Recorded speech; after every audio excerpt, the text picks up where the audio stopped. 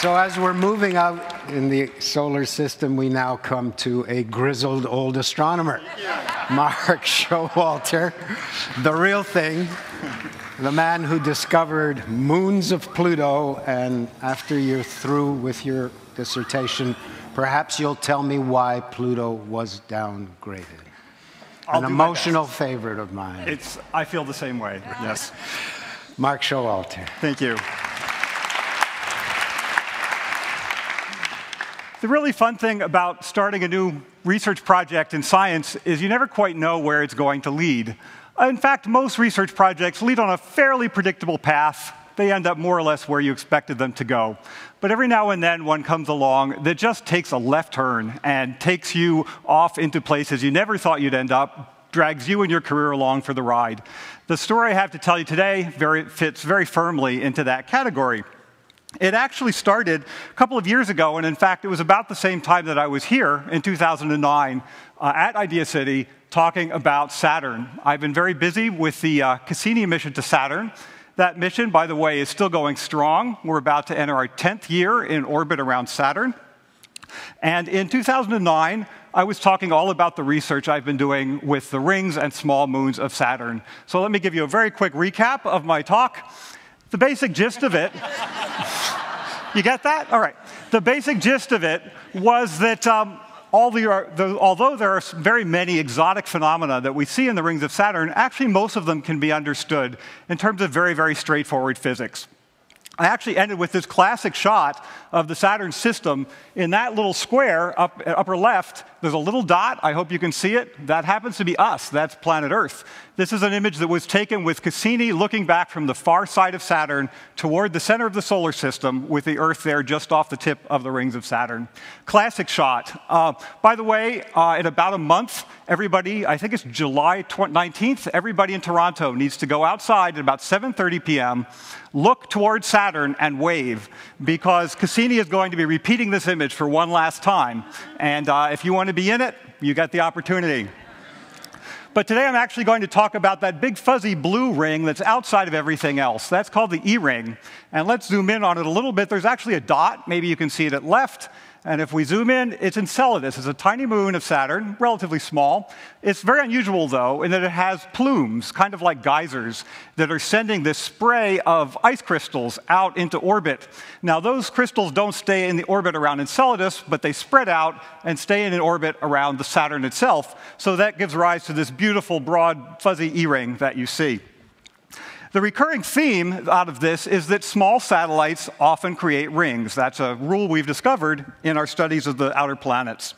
And so, for example, here's another example, Anthe. It's only a 1 kilometer moon of Saturn, but there you can see this delicate arc of dust that is coming off of it as it spreads out around Saturn.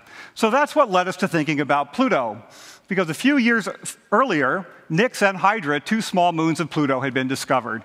Here you can see them in their Hubble discovery image. Pluto is the largest one. Charon is to lower right. That's a very, very large moon of Pluto, almost half as big as Pluto itself.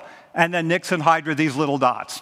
So other people having discovered Nix and Hydra, it crossed our mind that this was not such a ridiculous idea anymore. So we had an idea about how to get some time on the Hubble telescope, take a look, and see what might be there in terms of a very faint ring in the orbits of Nix or Hydra. So we wrote up that proposal. We were very proud of it.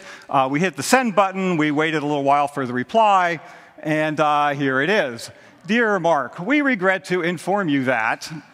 Anybody else ever get a letter that started this way? Okay. Kind of sucks, doesn't it?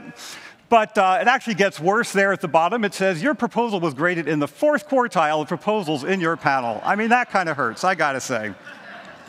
By rights, any story should have ended right there. But there is a spacecraft on its way to Pluto. It's called New Horizons. It was launched a few years ago. It's getting there just about 2 years from now, July 2015. The team of scientists that's managing that spacecraft was very curious about whether they might encounter something like this. And so they were aware of our proposal, and all I can say is that there were back-channel communications going on between management of one mission and management of the Hubble, and the next thing we knew, our humble 4th quartile proposal was being scheduled on the telescope. Don't plan on this happening anytime soon. So here we are. It's June 28th, 2011, and we are getting our very first data from the Pluto system taken by the Hubble cameras. What you see is Pluto there in the middle, Charon is off to the lower left, and then, of course, there are stars. Stars are streaming behind the system, and they make analysis of this, especially when we're looking for something very faint, rather difficult. But let me show you one of my tricks for dealing with situations such as this. I'm going to stop the action on this movie now. Let's think of it not so much as a movie as just a stack of images. And so let me turn that stack on its side so maybe you'll get a sense of what I'm talking about. Now, inside the computer, I can do whatever I want with images. I can add, multiply, any kind of mathematical operation. The one I decide to apply was sort. I'm going to say, if you are a bright pixel, go up. If you are a dark pixel, go down. And so we transform this stack into this stack. All right, let's go back now and look at the top. You may not think I've done myself any favor. This is kind of a mess. But in fact, let's start peeling off the top layers of that stack, and you see they actually clean up very, very nicely. And so once you get a few layers down, it becomes, in fact, incredibly easy to see Nix and Hydra, those two newly discovered moons. Now, does anybody see something else out there? Just curious? I'll draw a little yellow circle. Oops, I overshot. Let me go back. We had realized that since we were doing longer exposures of Pluto than anyone else had ever tried, we had a chance that if there was a small moon out there, we might see it. And in fact, this looked very suspicious to me. So a few days later, we were getting more data from Pluto. That same little dot showed up again. It had moved by just about the right amount to be an object in orbit around Pluto. And that was the discovery of what we're calling P4. This was the NASA press release that came out just a few days later. Well, in fact, I've been involved in discoveries of a couple of other moons, a couple of other rings. They get a little bit of a press attention, you know, a little splash, and that's kind of fun. I was not the least bit prepared for what came next because the internet just went crazy. Especially everybody wanted to know, what's the name of this thing? Here we have the International Business Times, of all things, debating the relative merits of whether we should name it Mickey or Cerberus. You know, I'm pretty sure this is the first time the names Mickey and Cerberus ever showed up in a headline anywhere. So this was really exciting for me. The trouble is we had bigger fish to fry on the New Horizons team because this raised an issue for us, and so we had to table this whole naming issue for just a little while. Come 2015, we have a spacecraft that's going plunging through that system at 14 kilometers per second. Pretty fast. A tiny grain of sand would be enough to knock out one instrument or maybe even render the entire spacecraft inoperable. So we really need to know what's going on at Pluto. Even though we did not find any rings, we in fact started to think, if there's a P4 out there, what about a P5? What else might be going on at Pluto that we don't know about? And that kind of shattered our confidence, and we decided we really need to know the system better. So we went back to the Hubble Institute, and we said, we need more time. We need to take a closer look at Pluto. And they were very, very generous. And so this is basically a calendar of how I spent my summer vacation. We got about 50 hours on the telescope last June and July. It was a tremendous, tremendous thing they did for us. And on June 9th, I took a look at the new data. Nothing interesting showed up. Unlike most Hubble programs, we were actually hoping that nothing interesting would show up in our data. June 11th lived down to or up to our expectations, nothing new. And on through June, and then into July. So you can imagine by the time it rolled around to Saturday, July 7th, I really didn't feel like spending my beautiful Saturday afternoon looking at new Hubble data. But, you know, I am a geek, and it is my job, so I went ahead and downloaded the data, ran it through my pipeline of data processing techniques, and this is what came out the other end. So what you see here are 3 sequential images of the Pluto system. Each of these is a 30-minute exposure now. It's a very, very long exposure. By doing 3, and they're separated by about 90 minutes each, you can see a little bit of motion. You can see Nix and Hydra wobbling and P4 off to the right wobbling. That we did because we would know for sure if we saw something that it was actually in orbit around Pluto. Now, maybe, I hope everybody in the room can see that I was rather struck by something going on in this image. It's right there. That's not supposed to be there. We didn't know that was going to be there. And that was actually the discovery of P5 just last summer. Raises the question, why hadn't we seen it earlier? Kind of embarrassing answer, but I'll just say that P5 was a very sneaky moon. It's on an orbit that's very similar to that of Nix, which of course is much brighter here. And during most of the month of June, it was just passing. It was basically catching up on Nix from behind. For our purposes, we were always looking at these images, and we didn't see it because it was right next to something much brighter, but it was there all along. There's a moral in there somewhere, but anyway, sometimes it's good to be humbled a little bit, no matter what field you're in. All right, so then came the NASA press release, and this is now the system of Pluto as we know it today. So Pluto and Charon are in the middle, two large objects that act as a sort of a binary planet, and then we have these four neatly nested moons around them.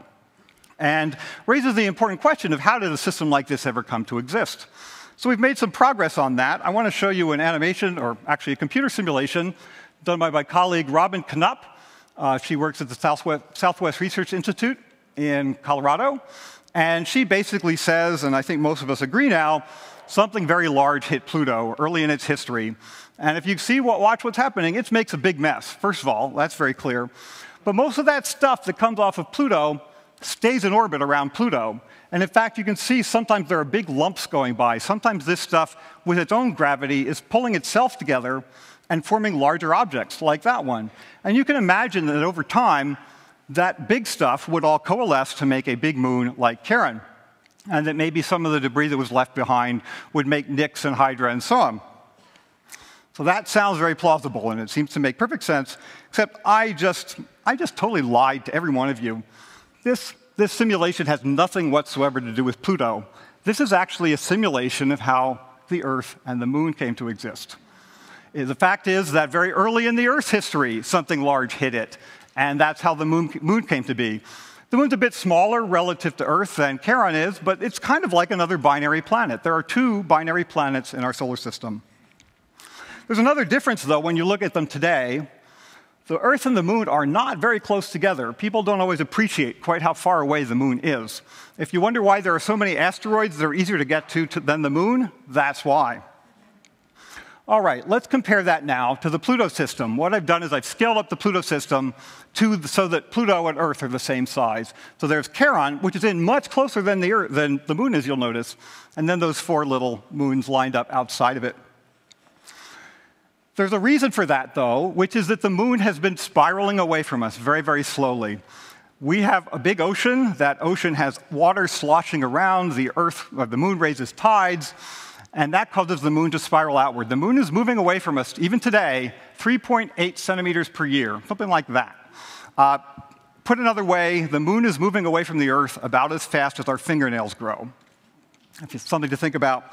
But so if you play this backwards, then think 1, 2, 3, 4 billion years ago, perhaps when the impact happened, these two systems were actually very, very similar. And so we can also speculate a little bit, what if Earth, one day in the distant past, had its own little Nixes and Hydras floating around out there beyond our very much bigger Moon? It's quite possible, because they would have basically been swallowed up by the Moon as it evolved outward. So what we see when we look at Pluto is essentially a moment early in the Earth's history, frozen in time. So it kind of gives you a reason to have a little more respect for that distant dwarf planet, doesn't it? All right, so now let's back to the naming. Everybody wants to know about the names. The International Astronomical Union, or IAU, sets the rules for how we name the moons of the planets, and in this case, the dwarf planet Pluto.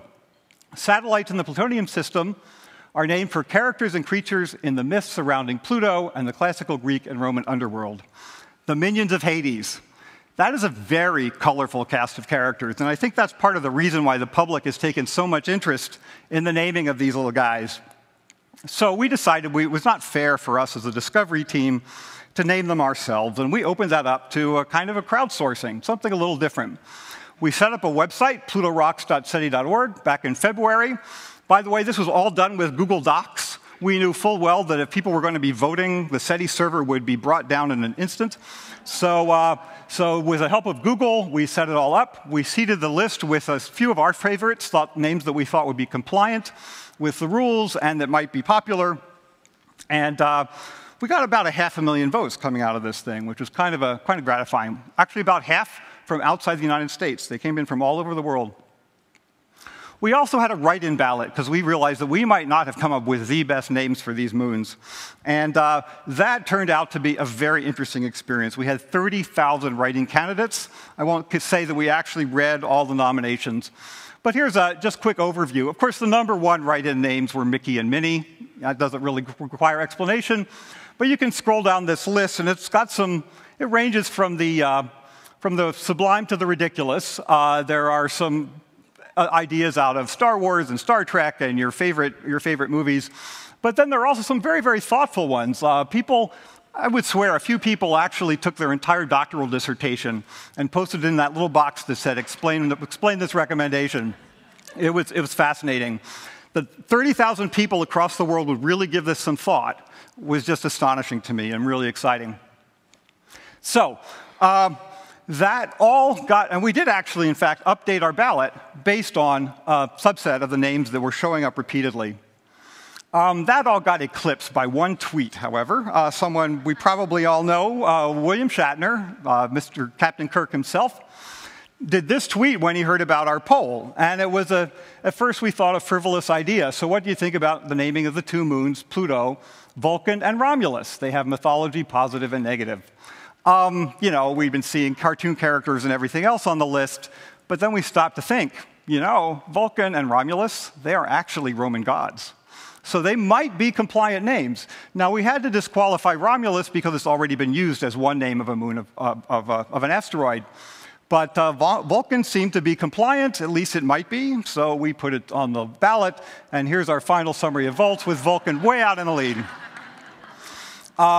Cerberus came in second, and Styx came in third. Now I'm about to disappoint everybody in the room, because I do not yet know what the official names of the moons of Pluto are. There's been a deliberation going on. We've been in communication with the International Astronomical Union. The issue is just not quite resolved yet. I'm hoping we'll have an announcement very soon. But nevertheless, we're going to have an awful lot of names left over. That list of 30,000 write-ins is still a resource that I can pull upon. And I have an idea about how to use it, because this is what Pluto looks like today. We know there's some fuzzy blotches, but this is the best we can possibly see Pluto through the Hubble telescope.